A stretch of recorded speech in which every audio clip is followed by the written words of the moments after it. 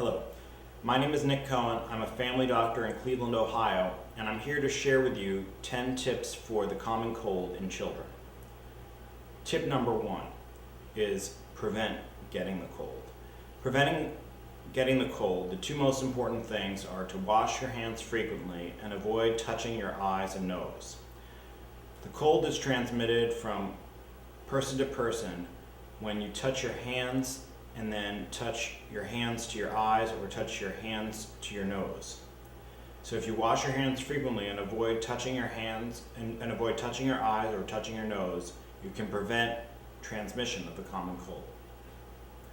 Tip number 2 is make sure your child stays up to date with all immunizations, including the seasonal flu. The seasonal flu is recommended in children after they turn 6 months. And it's important to keep up to date with all of your immunizations because the cold can often become complicated with more severe illnesses if your child is not immunized. Tip number 3 is monitor your child's temperature if your child feels hot to you. This is an important way for you to know if your child is getting worse. It's also important for you to be able to tell your doctor if you knew your child was hot. It's much more helpful to your child if you're able to tell the doctor their temperature. The best way to check a child's temperature is with a rectal thermometer. If you're using a rectal thermometer, a fever is defined as a temperature of 100.4 Fahrenheit or 38 Celsius or higher. If your child is older than age 5, then you can use a thermometer in their mouth as an acceptable alternative. If you're using an oral thermometer, a fever is defined as 99.5 degrees or higher. Tip number 4. If your child has a cold, it's important for you to make sure that they keep drinking plenty of fluids. If your child is formula or breast milk fed, it's important for you to continue your formula or breast milk, to not dilute the formula or breast milk, and to not substitute the formula or breast milk with other forms of liquid. It's helpful if you feed your child smaller meals more frequently, as it's easier for them to eat rather than a few meals that are larger.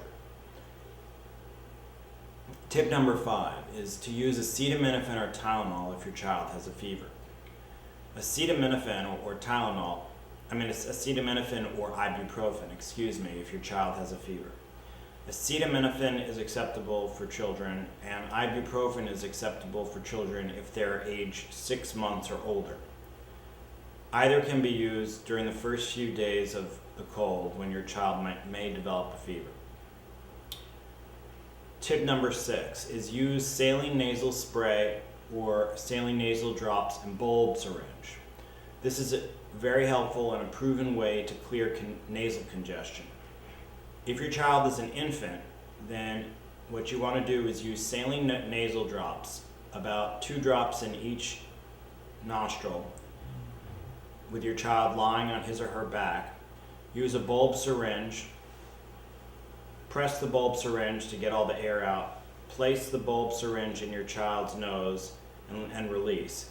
This sucks the mucus out. Push the mucus onto a napkin and then do it to the other nostril and repeat until both nostrils are clear. You can do this 2 to 3 times a day for infants, and it's best to do it before they're feeding because if you do it after they're feeding, it can cause them to vomit. For older children, you can purchase a saline nasal spray over the counter, which they can use 2 to 3 times a day in each nostril to help clear nasal congestion. If you prefer, for infants, you can actually make the saline solution at home rather than buy it in the store. You can do this by adding 1/4 teaspoon of salt to 8 ounces, which is a cup of warm but not hot water, and then you can stir to dissolve the salt. You can store this in the refrigerator for up to a week.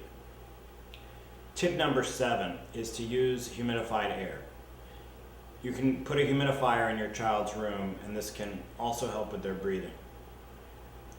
Tip number 8 is consider diphenhydramine. Diphenhydramine, the brand name is Benadryl, can be helpful for children, but should be avoided in children under age 1. Diphenhydramine helps with children who are irritable and having trouble sleeping. It has not been proven to reduce the symptoms of a cold, but it does help your child go to sleep. So if your child is over age 1, you can consider diphenhydramine. Tip number 9. Be aware of the warning symptoms that your child may develop that require you to take your child to see a doctor or to call your doctor immediately. The following are things you should look out for. If your child is refusing to drink anything for a long period of time, say over 8 hours, then you should take your child in to see a doctor. If your child becomes more irritable or is not responding to it, if your child develops difficulty breathing, is working hard to breathe, or is breathing rapidly, if your child's fever is greater than 101 and lasts for more than 3 days, if your child has nasal congestion that continues or worsens after 2 weeks, if your child's eyes become red or develop significant discharge, or if your child has signs or symptoms of an ear infection, such as pulling on their ears or pain in their ears. And tip number 10, believe in yourself. The cold is a common illness in children, and these tips that I've given you are proven strategies to help reduce the symptoms of your cold, of your child's cold, and to help your child feel better. So thank you for your time, and I hope this information helps. Have a great day.